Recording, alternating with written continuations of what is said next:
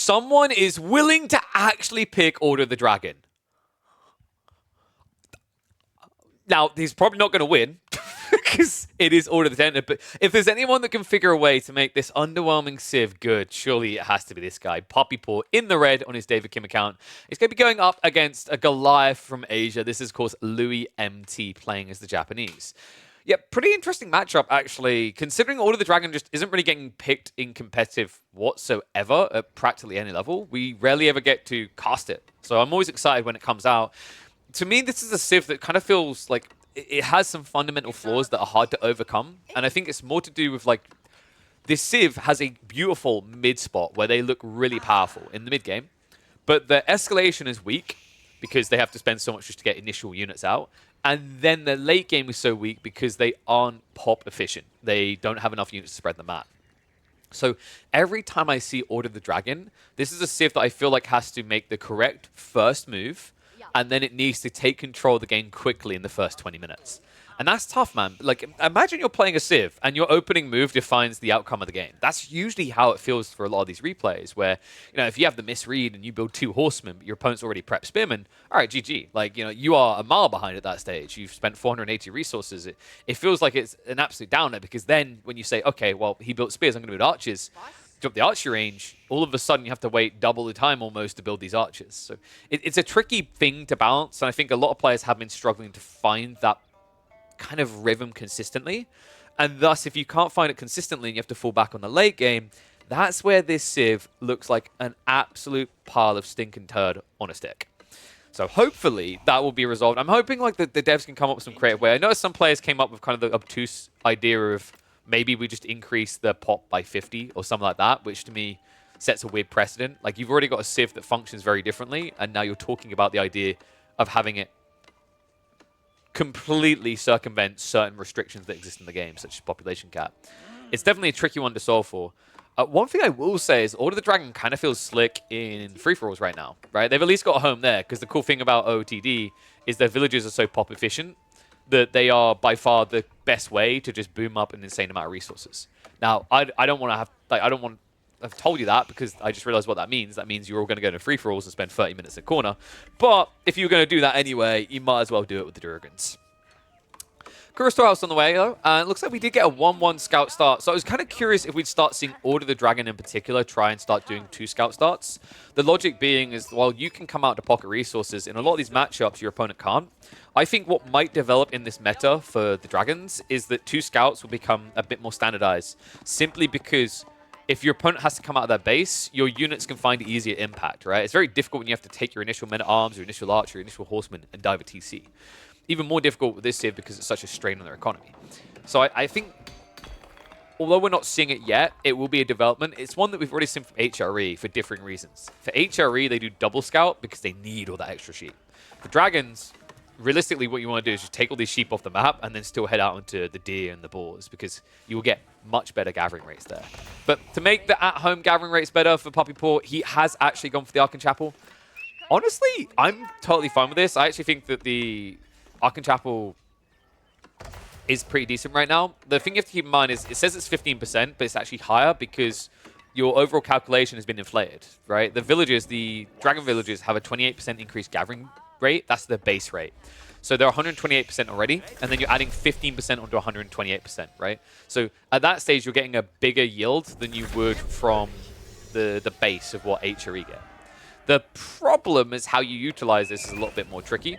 Considering that a big part of prolonged feudal play is to go into men-at-arms, it feels like you need mind work if you want to play that play, right? Because Golden Cuirass is so good.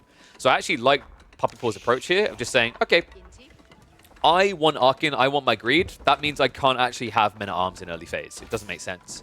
So by going 2TC, you can allow for the Arkan, right? And look, this is going to be a balance point, I think, for a sticking point, actually, for quite a long time, where if you see people go mine work, it should be 1 TC all in. And if they go for Arkan, it's going to be a more eco-focused, tech-driven game, which is a dangerous ball game to play with this Civ, by the way. Order of the Dragon aren't exactly what you call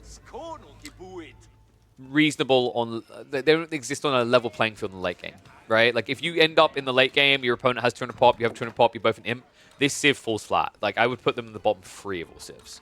So playing this kind of approach is dangerous in a lot of ways. One thing that comes to mind is like you are already guaranteeing you reach a later phase of the game. You're removing an opportunity to end the game quicker, right?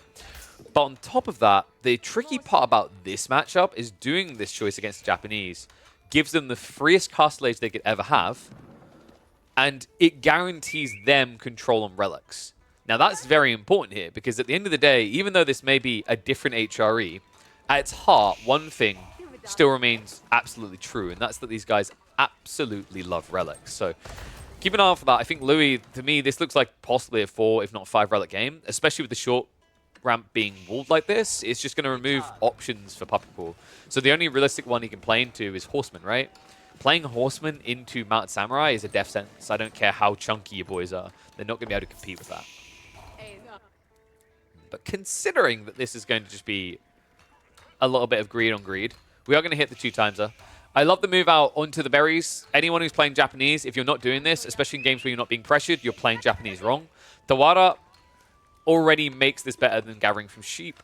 Once you have Takazaiku, you have absolutely no reason to be on sheep still instead of berries. Now, obviously, Louis still got some over here, but it's splitting the eco, right?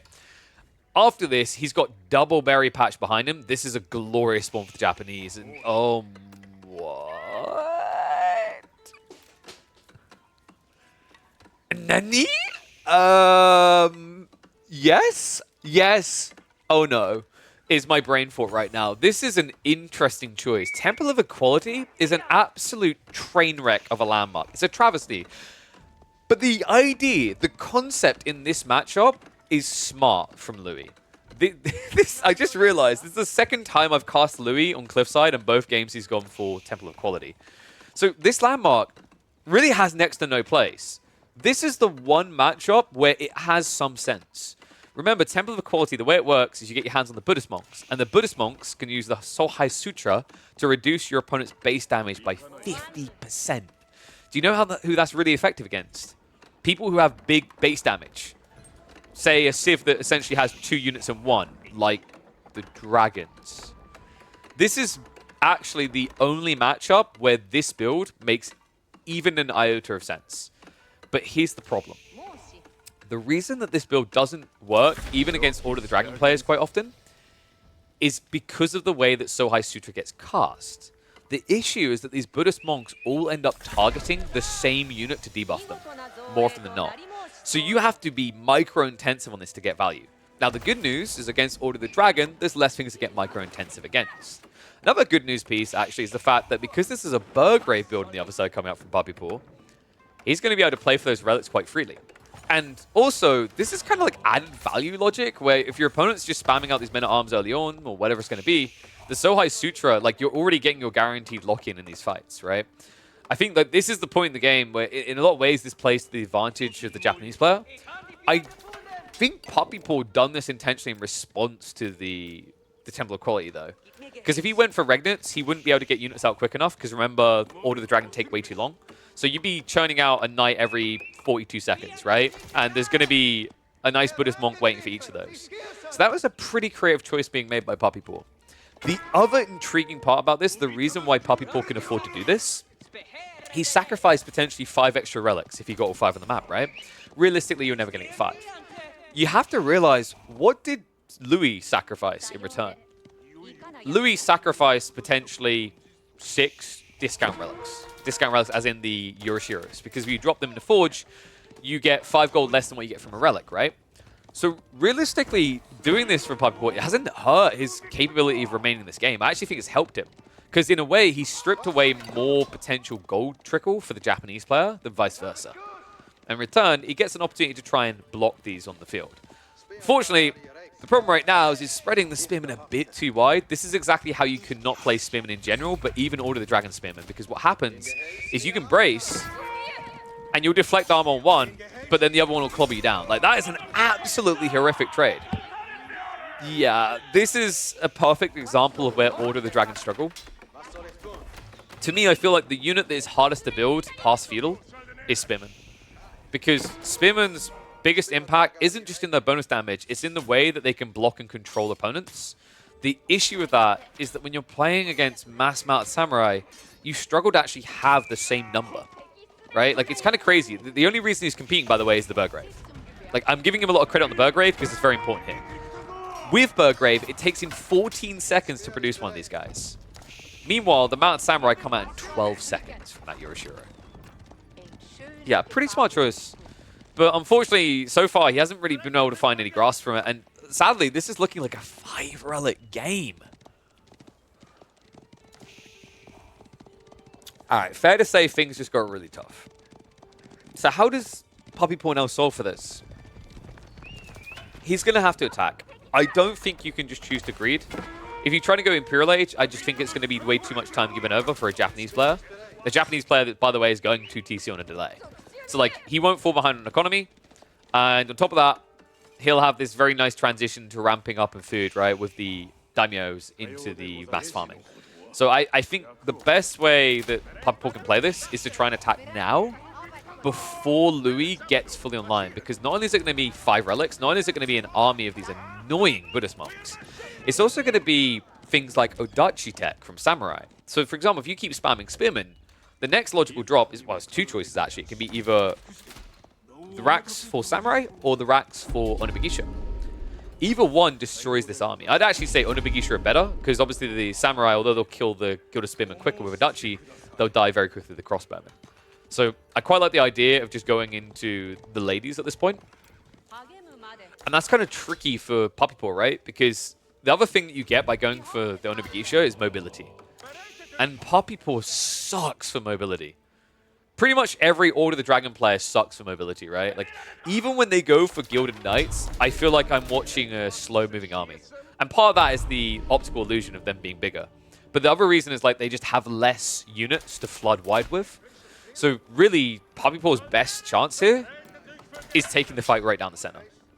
And that's the beauty of this map, right? Is Cliffside puts you close to the enemy base. It's a map where I think dragons can be viable. Unfortunately, as soon as he's about to make his move, he's busy reacting. Pinchy coming in, though. Oh, great surround. Puppypaw. Well played. So he's going to take out a few of these Gilded Knights, these Samurais. So he gets free for his trouble. That was beautiful. And remember what we were just saying about how immobile this Civ is? That was impressive, man. Got to give the lad credit where credit is due. Now they're breaking the wall. There's Gilded Archers being queued up. Now, the Gilded Archers to me is an interesting detail. It shows you that Puppypaw has the same read we just identified. This should now be an Onibigisha transition. It's the most logical transition point for the Japanese player in this position. Instead, though, he's going to go for Siege. That's intriguing. Against Order of the Dragon as well, that's not just intriguing, but quite peculiar. I'm never that big of a fan of doing this against OOTD because you need an extra Mangonel, sometimes an extra 2, to have the same effect that you would against another army. Right? Because remember, the HP pools of these guys are just so much higher. The Gilded Crossbowmen, 140. Gilded Archers, 125. They'll go up to 140 as well, I think, with the Veterancy. So, you know, double Mangonel doesn't insta-kill. That's difficult. Because you could lose your entire army before the reload happens. So, yeah, kind of a tricky one here. He has, however, got the Buddhist monks. And, you know, this is the unweighed commodity in the army. Right? This is the thing that I'm looking for proof of concept. Does this work? Because the problem I'm seeing here is you've got 5 of these Buddhist monks, and there is an army that is 20 units big. How often are they going to overlap their cast Soai Sutra? And how little damage are you going to do because of it?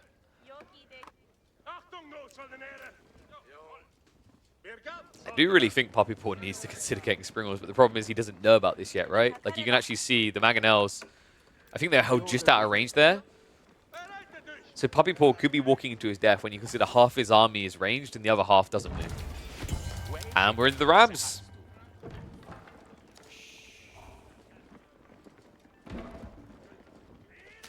Vinocultor was asking for this, by the way. I see you there. You want him to ram the monasteries? I mean, the problem with like, this is exactly why religious landmarks are kind of OP, by the way.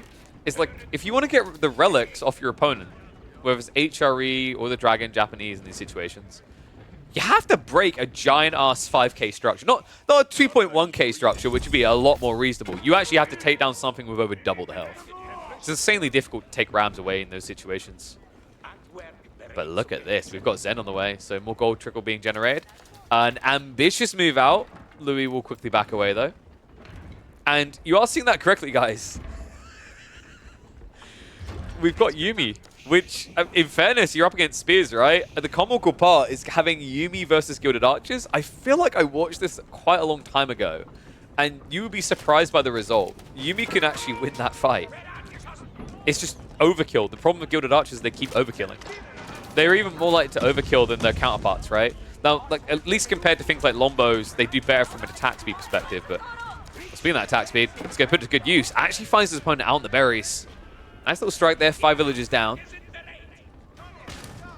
But this Yumi detail is very peculiar. We just never see it.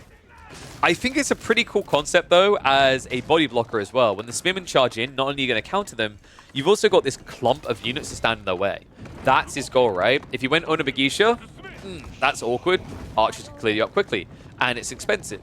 If you go for Samurai, crossbows will destroy you. So this is just a very cost-effective way of blocking when raids come in, hits come in with the mangoes. There's mangoes, they're going to reveal themselves. Puppy Paw. Looking at all those villagers. Oh, Louis playing with fire. He's trying to bait him. The problem is Puppy Paw knows about this, right? So he's going to back away just in time. And Springles are now being prepped and on the way. Ooh. So I don't know if you guys are familiar with Puppy Paw and our history of casting him, but I think I said over 2 years ago, actually, he's the best mangonel dodger in the entire game. I still stand by that statement to this day. This kid is on another level when it comes to dodging those attacks.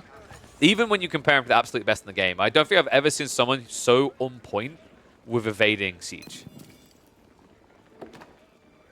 So looks like it's going to be a backup and a reset here.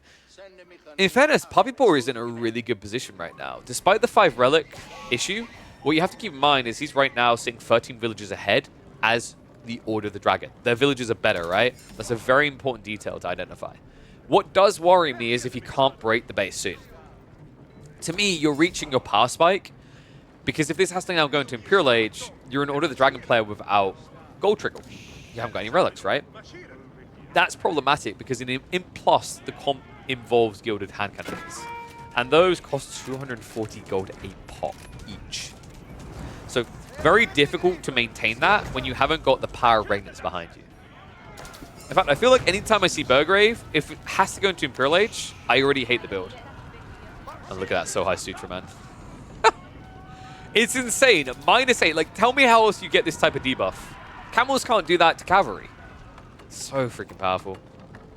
Now, remember, one awkward thing with So High Sutra is that I don't think they ever changed it to affect bonus damage, if I'm correct here. Oh, wait, they did? Big Pog! Okay, that's sick then. I wasn't sure if they ever made that change, because I remember highlighting it with a dev a long time ago. I'm glad that's in. So that's very important here, guys, because that means these spearmen actually don't hard counter the amount of Samurai did. It means that, you know, let's say you want to now go into Foot Samurai, and you're up against Gilded Crossbowmen. That's a lot of damage read up. Gilded Crossbowmen are going to go down 8 damage, and then they're going to lose 9 damage on their heavy.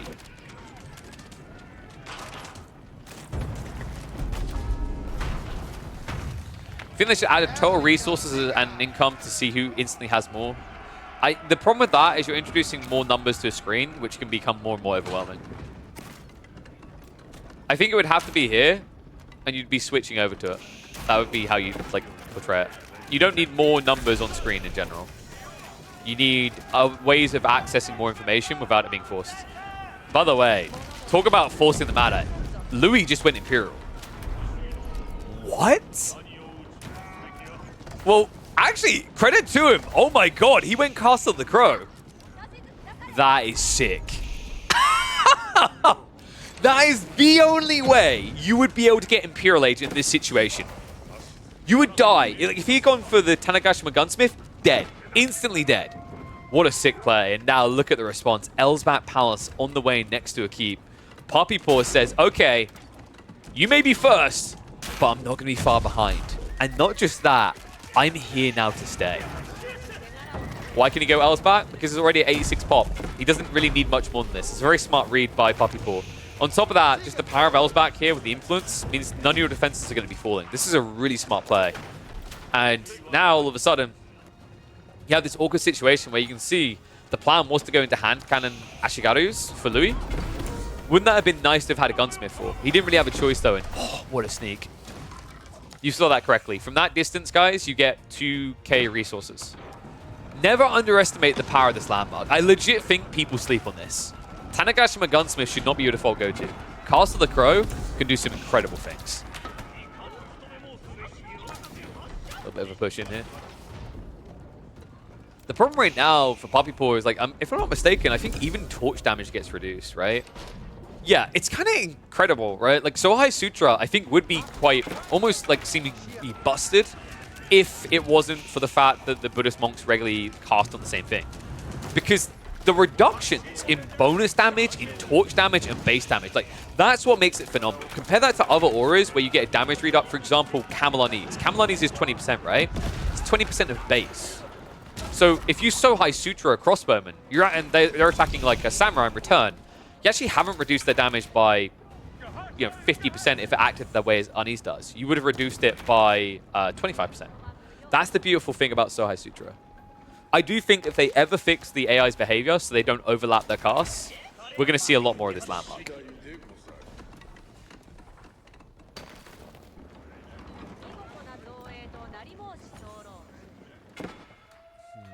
I don't like that the Sacred Sites haven't been locked in by Puppy Paw. That, to me, feels like a critical error here.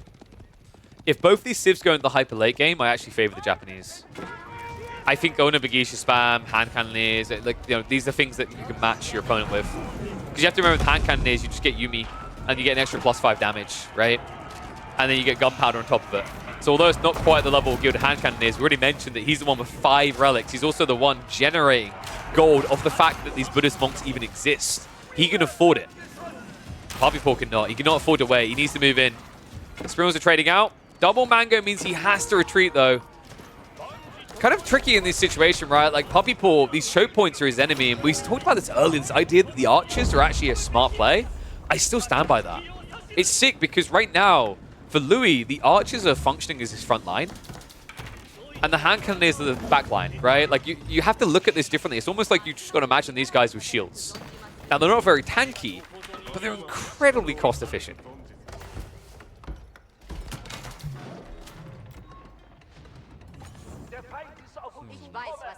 So what's Puppy Paw's break-in here? Well, for one, yeah, I was about to say, you need Culverins. I'm kind of surprised he didn't have Culverins before. That felt like a bit of a mistake.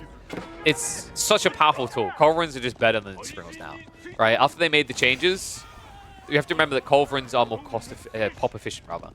And that's incredibly important, by the way, on a civ like Order of the Dragon, considering you have pop issues around military. So the fact that he was just wielding Springles instead was a bit of a mistake there. I think he would have fared better in that dive as well had he waited for the Culverins. Now, let's look at the upsides for Puppy Paw. Louis has absolutely atrocious food income. He has not maxed out a Daimyo. He's still waiting for the Shogunate here. To be honest, even if he Shogunated, this would feel ugly because half of his base is just inaccessible, right? Castle the Crow, Kura Storehouse, and then front side of your base. For the time being, he does at least have the deer packs over here. He's got the board to work with, but I'm a little bit worried that the issue Puppy Paw has is right now he's not dying because Louis doesn't have food. So if Louis is holding on against you with practically no food, what happens when he gets that full farm transition up? To me, this is a situation where an Order of the Dragon player absolutely can't wait around any longer. You've pretty much reached the apex of your power. You need to push, and you need to kill. Nice little freebie there. More Siege Workshops coming in behind. It's a Trip Siege Workshop setup. What have we got with the Yoroshiros as well? Oh, wait. My brain. Okay, that should say everything it needs to about Temple of Equality. That I was immediately like, where have we dropped the Yoroshiros? We never see this landmark, ever. Pushing the choke point. Remember, these temples are debuffing right now. They're debuffing units in range. Yumi gets down the ground. Ashigado as well. Nice Mango hits the backside. It pushes the ranged army away. And just like that, the Yumi hold on. There's so many question marks about this game. Sohai Sutra, Yumi against Order of the Dragon. You wouldn't believe me if I told you this game happened until you saw it with your own eyes. And credit to him, like, the reason this is so smart is what did we just say Louis' issue is? It's food. Yumi don't cost much food. This is a very cost-efficient way of holding your base. Over half the cost of a Yumi is in wood. Cliffside has a lot of wood. You're not running out of that anytime soon. Walls now going up, castles as well. Treb's last trying to siege in, but you just see how absurd this influence is. 33% damage reduction is insane.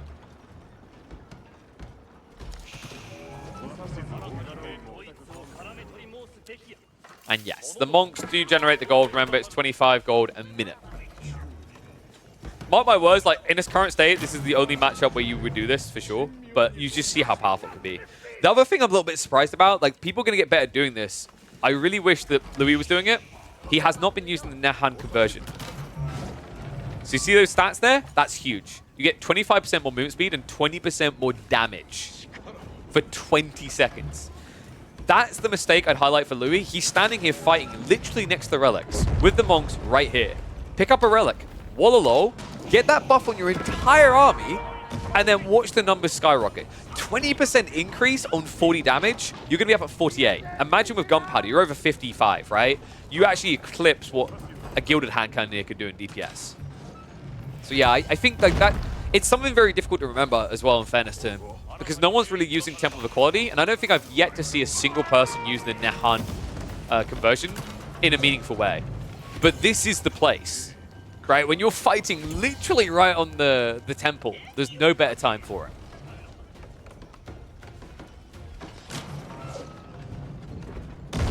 Treb count is soon to go up to 5 here. Another cool thing about this wall, like the reason, if you're wondering why did Louis set this up, classic counter to anti-siege. Trebs can shoot over walls. Bombards, Culverins, Spring Walls, they cannot. So that's a really smart read. It means he can escalate this count, and he can move all the way up to here. So he can start trebbing the L's back, but the Culverins still won't be able to snipe it. That's a really cool read. Game has kind of grinded to a halt, though. And Puppy Paw, the worrisome thing for me is, if you want to take this type of position, where you're trying to restrict the map, starve the map, you actually have to starve the map. You can't let Louis come out on the flanks like this and get 12k gold on this area, an extra stone. You can't let him go on the right side that eventually as well. Like, these are the issues I'm taking with like Puppy Paw's approach, and this is fundamentally an issue with Order of the Dragon. Because of that lack of pop efficiency, they don't really have the amount of units they need to spread the map. Mangoes. Oh, that's a smart play. Puppy Paw going in for the snipe. Trebs can back away though. You can already see actually that Louis is trying to sneak around the flank and now going with the Springles. Difficult to do though. Interesting with way. Is he gonna go on the walls? I think he is. Oh, that's cheeky. I mean, you get the Yumi up on the walls, right? You outrange everything here but the Culverins. The other possibility is he's planning to hold Springles here and then peek and shoot and peek and shoot. But that's very risky because like right now he gets shot the other way, right? It's a pretty dangerous game he's playing. Like that, exactly, yeah. Yeah, so now I'm confused about the gate. Like, the gate made sense if you wanted to put your ranged units on the wall. Now it makes absolutely no sense. Wow. These Culverins are getting obnoxiously close, though. The army tactics now in the way. I think Puppy Paw, like, we're reaching a point where you have to go soon. But what worries me is he hasn't got much in reserve.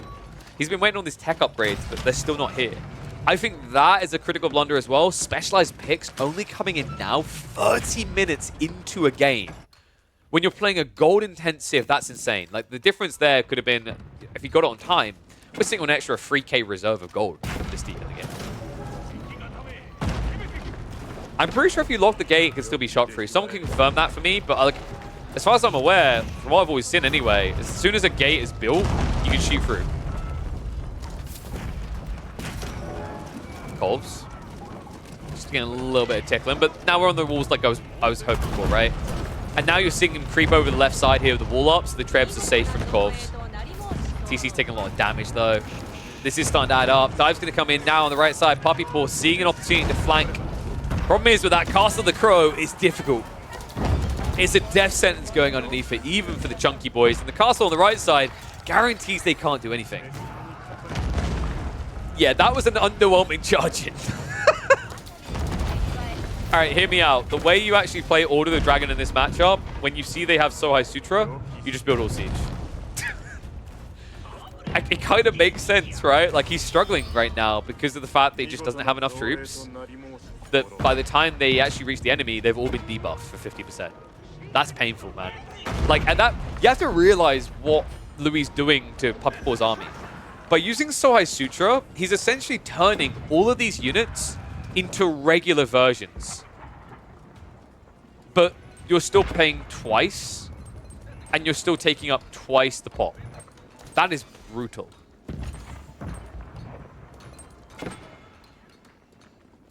Puppy Paw.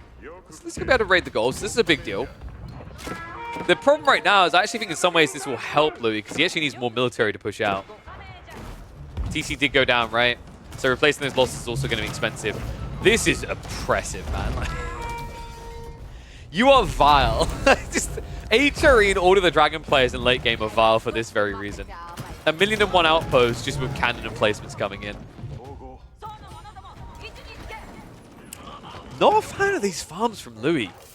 He really needs to just upgrade the daimyo effect and just surround it. Like, delete some of these houses, delete these lumber camps, use this area.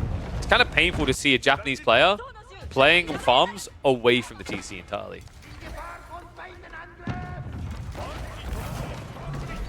Oh my god, dude. Have these Trebs killed a single tower? I don't think they have. Oh my god. He's sick and tired of it. Remember what he said about taking resources away from the flanks? Well, I don't think he even walled off the flanks properly. He only set up the wood walls. This is a disgusting raid opportunity right now, guys. You have to realize that Puppy Paw isn't floating a lot of gold. His food is great, but everything else is struggling here. So this idea to go on the flanks to force a reaction elsewhere. What he's saying is, okay, Puppy Paw, I can see you've got a big siege army. You've got 60 siege right now. What happens when I go on the flank? How do you counter me? And yeah, you did just hit me correctly. We're at 66 pop into siege. CGQT doesn't know this level of siege. This is something only Puppy has. Horseman and Big Issue moving in. But they just instantly die before they can take out anything that matters here. Oh my god. Flank attack is coming in though. Now this is the problem, Puppy Paw. Great job on building this army up, but when you break it down, what do you have to break buildings quickly? You didn't go bombards here, you went Trebs. Oh my god. Raid comes in. Into the farmlands. Puppy Paw did rush up the keep on the backside, but that's going to be idle time achieved. Now the interesting part is this is not going to kill Puppy Paw straight away. The food is not what matters. What Louis needs to do with these raids is find the gold. This is an insane game. I can't believe this, man. And here's the thing, guys. Sohai Sutra made him do this. Sohai Sutra forced this weird comp from Puppy Paw. Because here's the thing. You can't Sohai Sutra a siege, and you can't Sohai Sutra outposts. So they're the only things he's left with to remain damage efficient. God damn. What a crazy game. However, there's a danger now, and here it comes. It's the Horseman on the Begisha. The amount of siege that could be going down here. Puppy Paw may have went a bit too deep into the siege workshop. That's 20 pop and siege gone already. He's been halved. He's going to be able to retreat with the remainder, but what a hit straight away for Louis. And the difference here is written in the gold. How do you re-afford this? How do you re-boom after losing that much siege? Puppy Paw just getting raided on the flanks. The problem I'm seeing now is like what gold is really left, right? There's one over here. There's none over here. Louis has so much gold left over to work with, and even if he didn't, the monks could just give him a little sliver alongside the relics. Speaking of those relics, there is going to be a rebuild. There's going to be a new temple coming up to pull those back to. What an insane game. I can't believe it. Puppy Paw. He just needed, what, maybe a handful of spears there. And stonewalls. Like, that's the other part. If he just stonewalled this right side, he never would have got distracted at home. He's learning the hard way that this Civ, I mean, it functions in a lot of ways like China in the late game, this unlimited pump of fast-moving units. If you don't wall yourself off appropriately, you invite chaos. And it's even worse against the Japanese compared to the Chinese, because the Japanese, with their elite army tactics, they get more torch damage as well. Brian feels like it's on the wall now. Onabagisha are just going to march in, and I mean, the hand cannon is they stand here, they're just going to get minced. Looks like there's a few men-at-arms in the mix, so that's good. So High Sutra incoming, baby. Lou's like, I don't need these anymore. I think you're dead. Just kill them. Look at the raids, though. I can't believe this. Everything's being shut off. Puppy Paw is now down to 39 eco. And the last of it is about to get found on the left side.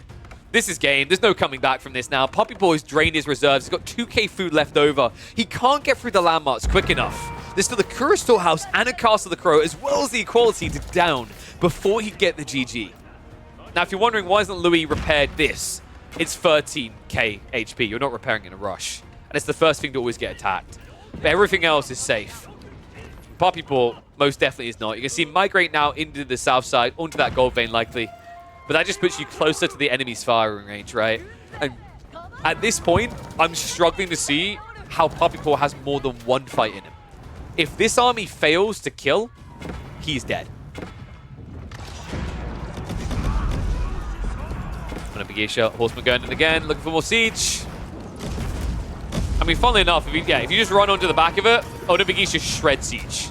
It's insane. Like, in terms of cost efficiency to kill, Onabagisha for the damage output are like one of the best options you have.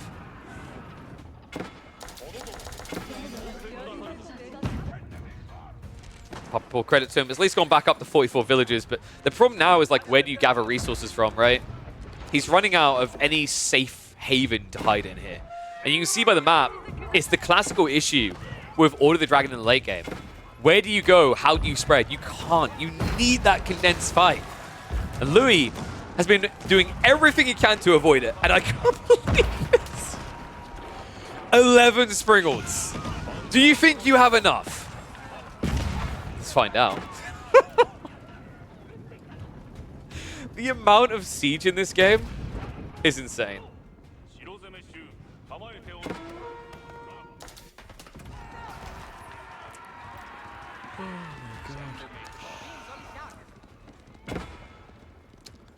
Now, let's look at the plus side, the positives for Puppy Paw. He's about to have potentially his best opportunity to end the game because he's down to 46 eco. How does that give you the best chance, KP? Well, it's all that population and where you can drive it. This is going to put him 150 pop into military. This is going to be the strongest army you have to push with. He's also queued up a bunch of men-at-arms, archers behind it, right? So he has reserves, but like, it's a one-pump chumper, right? Like, if you fail to do enough damage, if you lose the army, if it gets wiped once, there is no reboot. Louis, of course, is in a position where he can't fight it directly. The problem is, Puppy Paw, like, he sees the siege, and it's the thing that's making him hesitant. It surprises me because I feel like you should just be able to dive in. The issue for him, though, is he's mass-skilled archers. So he doesn't really have many things to immediately take out all the siege in the back. The problem is, right now, like, a handful of men-at-arms plus gilded archers, it's just begging for mass horsemen and a Bagisha. The 8 mangonel count as well, dude, this is insane. I can't believe this game has turned into CGQ on one side and then CGQ on the other. What the This is by far one of the wildest games I think I'm going to see in a long time. You just don't see these siege numbers anymore.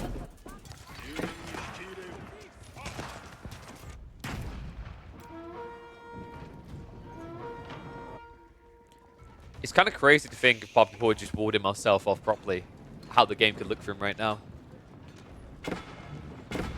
No, Puppy's villages were deleted by the raids. This is all the work of those raids early from Louis.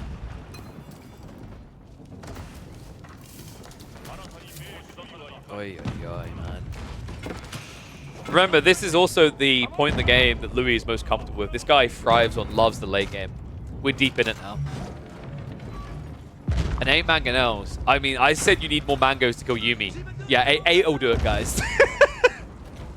With adjustable crossbars, right? So they will Gatlin it all down.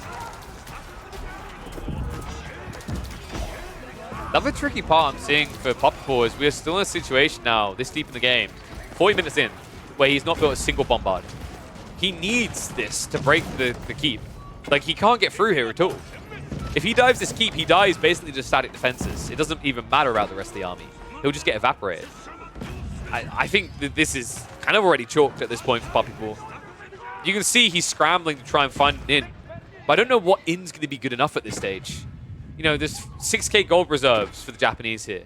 Food income is spread quite wide, right, across the back and towards the center.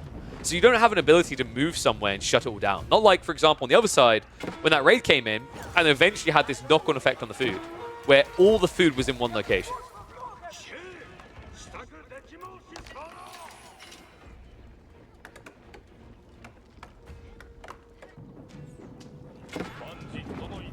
Goes.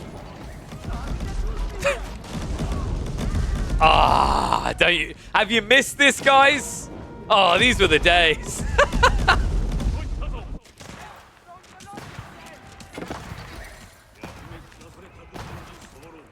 I'm trying to figure out what Puppy Paw's win condition is here now.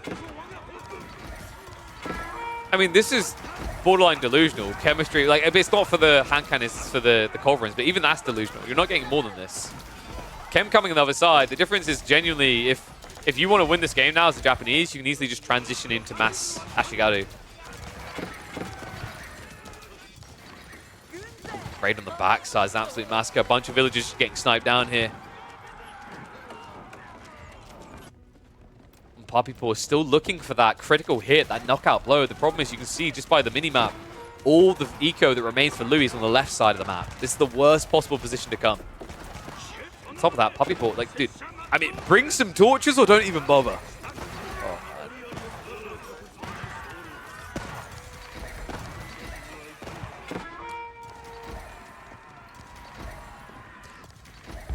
See, if you were to watch this without any names attached to it, you'd be, like, tempted to call Puppy Paw a noob, right? Be like, why is this guy running around chasing after that? Like, the reason I'm highlighting that is not to say Puppy Paw is a noob, but it's to highlight the fact that this is all because of what Louis is doing. Louis is making Puppy Paw look discombobulated. He's making him look worthless in this game because despite all this mass that Puppy Paw's had at different stages, Louis has never let him use it.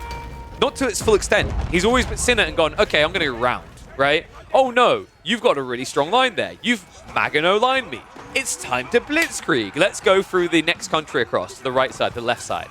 This has been the reason why Louis has peeled him apart.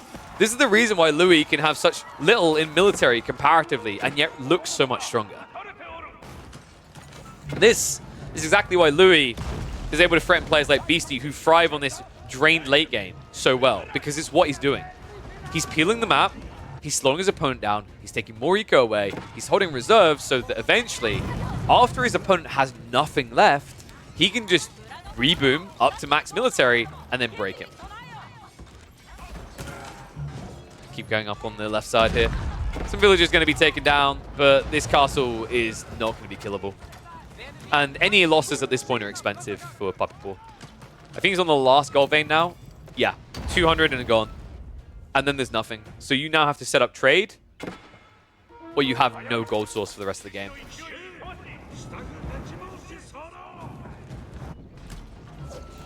Ah, interesting that Kiljadi would mention the men-at-arms are unanswered.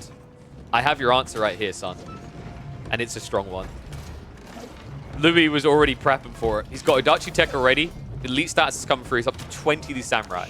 If he matches the count, it's going to be quite the walloping. Also, keep in mind those men-at-arms are going to get hit by 8 mangonels on the walk-in. Right? That is going to happen. It's almost impossible to dodge all those shots. Dive comes in. Mangonels! Woo! Puppy Paw. As soon as I say it's impossible, he says, watch this. Dive on the backside. Only a few are going to make their way around though. The Mangonels might be able to protect themselves. Warp's coming out. Samurai look to clear it up. Front line is not holding though. It's going to be a flood through. Puppy Paw now needs to dive the strongest defense. I think that might be the problem here. Samurai count at 27 scaling, about to surpass the men-at-arms count. And Puppy Paw, this is the problem. The Sohai Sutra debuff behind him. The Castle of Crow in front of him. It's too much to break through.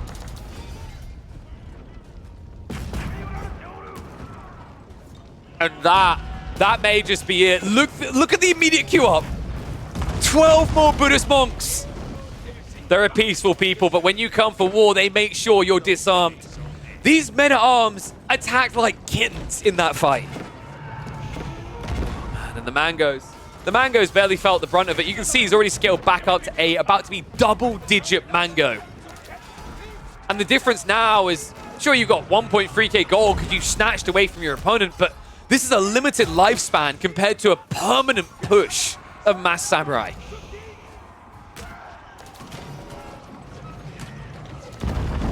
And the idea of trading in this is not feasible for Poppy Paw. He can't trade if he can't defend his flanks. He's failed to defend his flanks for the last 10 plus minutes. How's that suddenly going to change? Mount Samurai. Pulling back, baiting them in. The Mango shots again. And even with Poppy Paw's Neo-like reactions, his reflexes, even he has his limitations. This is starting to look more and more impossible as the seconds go on. You can now see the villager pull. Love this. Just to guarantee there's no trade coming in down the line. This is now Louis looking to cut that away. Poppy Paw, of course, hasn't set up for that anyway. If you want to do a trade transition, it would be the slowest thing in the world. We need another hour in this game to really feel like it was online. But you see how that broke the bank. That reboom into Men-at-Arms instantly drains everything. Lanceneck now his last hope. Lanceneck's difficult against Elite Samurai because of the Adachi tech. They kind of just melt you very quickly. And this is a glass cannon-y type unit up against Mango's, and he realizes there's no point. L's back crumbles, and with it, his hopes of winning this dashed. Louis MT just showed us that the Temple of Equality might be the Temple of Imba.